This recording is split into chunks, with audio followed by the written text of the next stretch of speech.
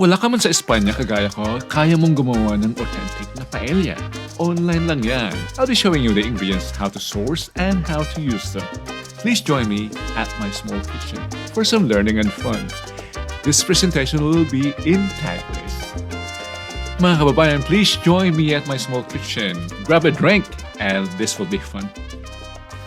Hello mga kaibigan, welcome. Pasok, manood. Linis ng konti kasi baka mamash. It's our nature. Talagang sabog-sabog tayo magluto. I don't know, I'm just too spontaneous and hyperactive. Salamat sa pagsama ngayon. Hindi ako ekspertong magluto pero natuto na rin dahil tayo ay mapili sa lasas, natuto tayo. Since I was a child, pinagluluto na ako ng nanay ko. Ano ba ang ating sasabihin? Yeah. Subukan natin magluto ngayon ng paella at gawin natin as authentic as possible. Tingnan niyo, meron akong paella pan. Puente de paella. Binili ko to sa Dagupan, sa Pangasinan. Sa CSI. True. Sa amin. Pero alam niyo kung saan galing? Of course, sa Spain, sa Sevilla. Made in Sevilla, Spain. Okay. Tingnan nyo, hindi siya perfect na gamit, kaya hindi siya malinis. Linisin ko muna. Stop muna tayo.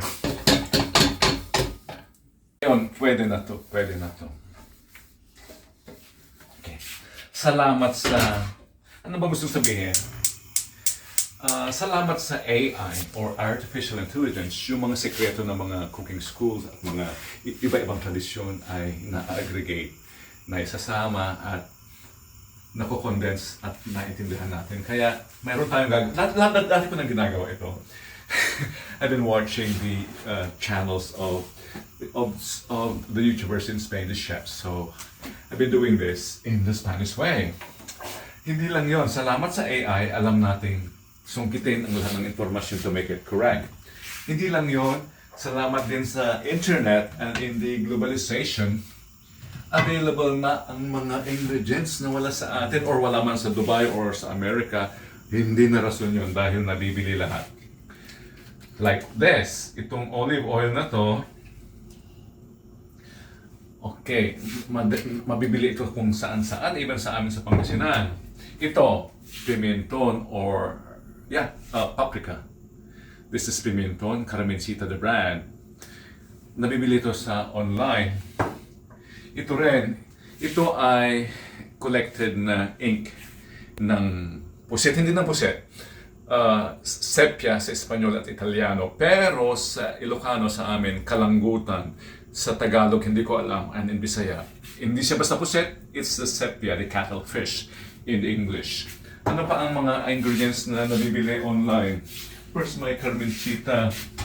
The recipe, yung mga authentic na recipe, yung mga traditional, they just require pimenton. Pero, gusto kong mag-ambisyoso. Or to simplify it. Asan na ba yun? Where is it? Ooh. Where is it? I think it's here. Ito. Ito yung talagang, itong sobre pa lang na to, authentic na ang paella mo dahil kompleto na siya. Mayroong saffron. Ito ay nabibili sa Amazon. Mura lang. Dati ang hirap kong naghanap sa palengke sa Spain to find this. Ngayon, available na siya sa lahat. So tama na ang kwento, kumukulo na yung ating mantika rito and we do the stir fry. Pati yung ating mga ganito tayo kasabog, kaya enjoy the energy here. Wala akong makita. Come closer, cameraman. Ipakita natin to. So there's learning. We share learning here. And we also entertain. Learning should be fun. That's why I'm being as animated as possible. Pansinin ninyo ang mga aking isasangkap. Ano yung aking luluto? Ang nilagay ko lang ay bawang. Bakit? Kasi ang sibuyas masyadong matubig. Kaya binawasan ko ang tubig. And then, at this time, kung gagamitin sana natin to, ilalagay na natin siya. Pero, hindi ko siya gagamitin. So, next, ilalagay natin ito. Ito yung ink ng... Imagine that. Ganun tayo magluto. Sabog. Yan. Kunti lang muna na ink. Ink. And then lagay ko to. Saan ko na i-explain yung mga proportions, ilalagay ko sa description box. Okay? Notice, I added the ink doon sa oil. Ang rason doon, sa akin nga ang close-up cameraman, close up to my face. The reason there is, we want the ink infused in the oil. Gusto natin yung lasa, the sabor, gets into the oil sa asete, mantika, mas malasa yun kaysa sa doon sa sabaw or sa tubig. Pero gagamitin pa rin natin yun. So ganito, even sa arroz caldo, we do this. We stir fry, ipadaan mo natin sa mantika. Alam nyo, ang tawag nila is even dito, gisa, which is not correct. Corruption yun. Ang gisa is stew. Yung mga dinagdag natin, mga gisado, gano'n, yung may sabaw. Pero, pinapadaan mo na sa mantika, which the process is what they call sofreír. Yung bawang, sibuyas, kamatis, ginigisa, sabi natin, sofreír yun. Okay? Kung tamang lingwahe, yun na ang ating na tutunan. Kaya, sige, go. Next, I'll be adding now the water. 4 na cups ito. Kaya, lagyan ko kayo ng chicken cubes. Sige nga, lagyan ko ng chicken cubes ng konti. Hindi ko plinado yun, pero bakit hindi? Lagyan ko ng chicken cube ng konti. Chicken powder. Kanina pa sana, pero it's okay to add it now. Yeah. Kunting panglasa. Sabog na rito, please. Sana huwag na makita ng camera. Come closer. Yeah. So, pahabol yon. The chicken powder, we expect to still get infused in the oil. Okay. Now, we add the water. 4 na cups ang ginamit ko na rice. Mamaya na yung lecture sa rice. So, 1 and a half. Ang proportion is 1 and a half. So 4 cups times 1.5, that would become 6. 6 cups. 2, 3, 6. Okay, pagkawalaan natin yan. Ilagay ko yun yung ibang ingredients. I'll add this. Maglinis nga tayo.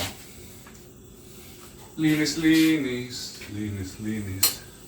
There's a saying, cleanliness is next to godliness. That's what I learned in GMRC, in the elementary school. Meron pa kayo doon, yung mga bata na yun, GMRC? So we clean. But, a healthy kitchen or an active kitchen can never be immaculately clean. Kasi gamit na gamit, kaya yun. Ang hirap naman maglinis every time. So, if you notice, I added the paella mix, which is yellowish because of the colors. There's saffron in it, or saffron. Mayroon pa siyang, what else? Pimenton. Nito. Mayroon na yun. And then I'll add this. Lagay ko na lahat. May nabibiling per sobre nito, pero ito nabili ko siya na per botella. Kunin ko na nga lang lahat para hindi sayang. Mahal itong hanapin. And even in Spain, not all grocery stores have or supermarkets have this. Ang hirap kong hinanap. And it's the sobre are usually in the freezer department. I think you have it in Carrefour in your area or the equivalent. Kung wala, online. Para mas authentic, lumipad, pupunta ng Espanya. Punta sa palengke, doon bumili. Which I did. No, not for that reason. Malapit lang kasi. I went to Spain for the Semana Santa. By the way, ang dami kong video on the Semana Santa. Nakalink dito. Okay. Pakuluan lang natin siya until it becomes, let's just boil this, hanggang sa kunti na lang yung tubig. State na ilo-low flame na natin kung baga sa kanin, that's the time when we do low flame. That's the time we add those. Pero ganito, ano ba sasabihin ko dito? Mayroong problema, medyo challenge in cooking rice dito sa pan na ganito is madaling masunog, tututong. Pero kailangan din natin ng thin crust o tutungis o konting crunchy sa ilalim. Mahirap i-balance yun. So gawa tayo ng workaround or anong tawag doon. Gawa tayo ng cheat na dayain natin.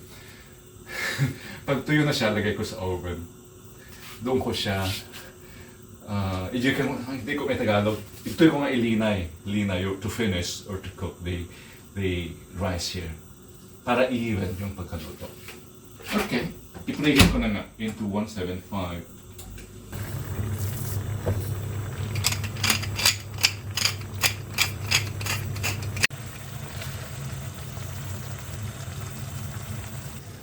Isa pa pala, kung paella ang gagawin natin, huwag halo ng halo dahil baka magiging mushy or magiging lugaw siya and we don't like that.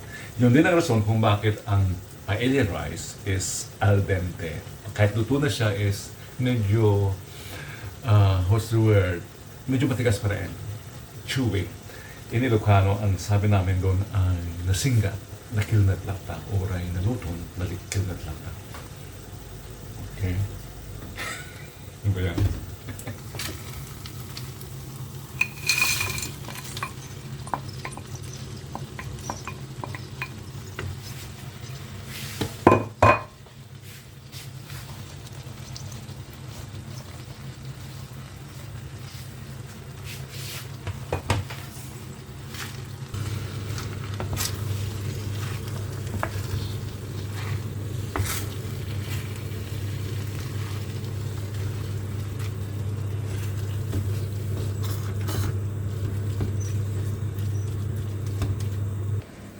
Kung napansin nyo, nag-umpisa na siyang dumikit. This is the time we do the hack. Mandadaya na tayo ngayon kasi mahirap i-balance eh. So, we use the oven. This is first time I do this. Dati dito ko ginagawa. Pero my guests, hindi nila gusto ang tutong. Pinapatutong ko pa nga eh. So, I'll cover it. And then, put it in the oven. The oven has been set, preheated to 175. I'm not sure. I'll take the risk.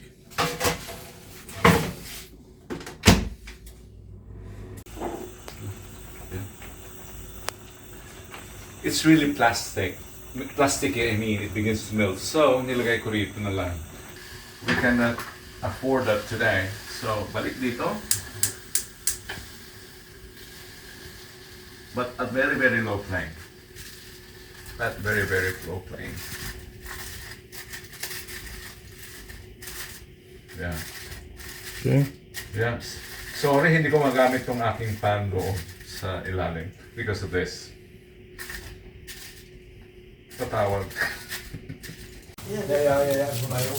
Narinig niyo yung mga nagsasalita in the background. Nandyan na yung mga guests nating ayaw ng tutong.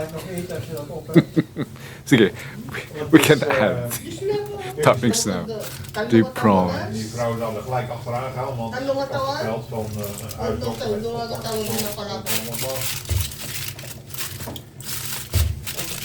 De afdeling anesthesie is beslissen.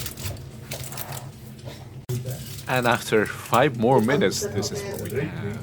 Ayaw natin Marami tatatlo. ang mga seafood. Serve na natin. Yung. Garam!